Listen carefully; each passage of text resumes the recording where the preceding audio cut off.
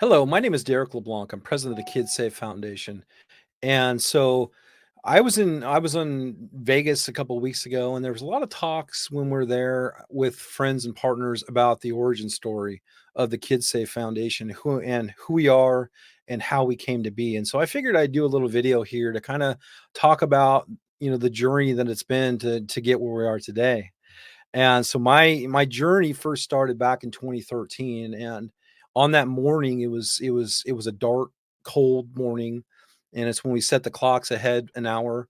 And so I went out. I was going to go to work, like I typically would do. Normally, what I would do is I would take my gun with me just in case, because I live in kind of a questionable area of Eugene, Oregon. And so on that morning, I actually left my gun on my kitchen counter with my coffee, because I figured I'd just go warm up my vehicle, come back, get my coffee and my firearm, and then I'd go to work. Everything would be fine. And so as I crossed my threshold, I thought for a second that I should have my gun. It was like it was something, an angel sitting on my shoulder saying I should have my gun. And I discounted that thought, and I hit my transponder. As I opened my driver's side door, I noticed there was some feet exiting the rear passenger window of my truck. So there was somebody inside of my vehicle. And so I ran around the hood of my truck. He was getting up, and that's when I put him on the ground, and we fought for close to 10 minutes and on the ground. And so, when I'm on the ground with him, I didn't know if he had a needle, a knife, any kind of weapon, but at that close proximity to him, it could have been dangerous, very dangerous for me. And so the whole time I was calling for my girlfriend at the time to get my gun, to get my gun. And so after about 10 minutes, she finally came out with a pistol grip shotgun. And that's what allowed her to control the muzzle and call 911. And so from that, the cops came, took him into custody, and and that's kind of the catalyst that started this for me. Is it was being unarmed and not being able to defend myself, and then being saved by my own firearm. That's really kind of put me in a position where I became an instructor. I became an advocate for our civil liberties. And I started this really cool nonprofit. And so in 2014, into 2014, I was a new instructor and a firearms instructor, and I was driving a dump truck in the middle of the night in downtown Eugene, and it was on a construction job.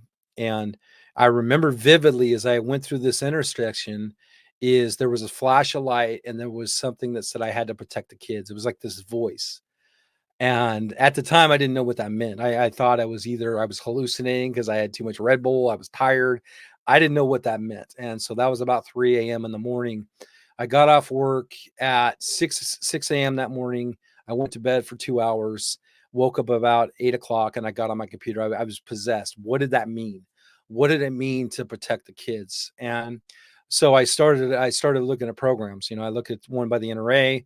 Being from Eugene, Oregon, I was concerned about how well received it'd be. And so I started to develop my own, and it started with a rough outline and started kind of putting things together. And that was, 2014, late 2014. And so at that point, I was working on the hard development, because I had an idea. Like, it was the universe had spoken to me, and I didn't know what I was getting into at that time, but I just knew that I had to do something. And so, from that, I put this rough program together, and then I started demoing it. I started demoing it for friends, my friends' kids, and just working on the timing, the messaging, and so it was starting to work out. So back and then fast forward to 2016, the Kids Safe Foundation became an actual 501c3 nonprofit.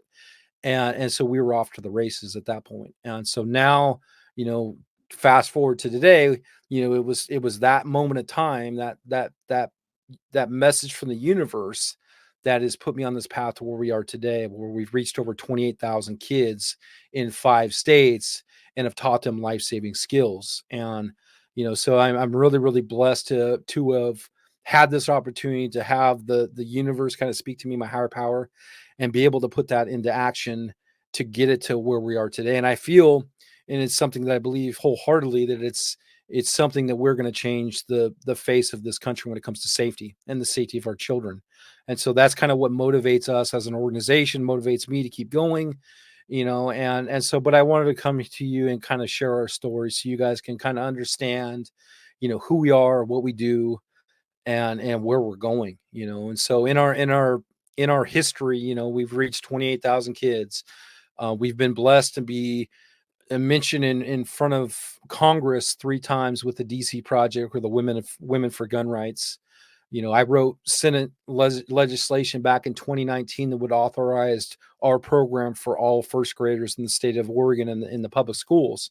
We've developed an adaptive shooting program where now we can have somebody who can join us on the range that's that's vision impaired or blind.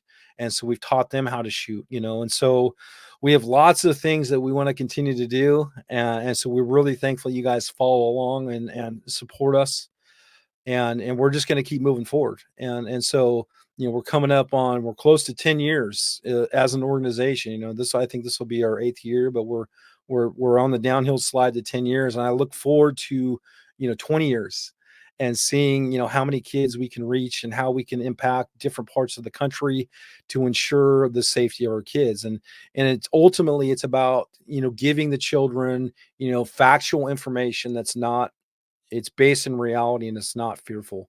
And so I feel that we have a really important place in society, and especially when it comes to gun safety and the conversation regarding gun safety. And so that's why, we're really thankful that we have the microphones that we do, and we're just going to continue to move forward and reach more kids. And so you can find out more information on our website. You can also get signed up for a class. You can become a volunteer. You can also donate through our website. It's kidssafefoundation.org. There's 2 S's there. You can also find us on all social media platforms. We have Instagram, Facebook, Twitter. We're also on YouTube as well. And so you guys can check us out there and get involved. So thank you. Our mantra as well is zero firearm accidents is the only acceptable goal. So thank you.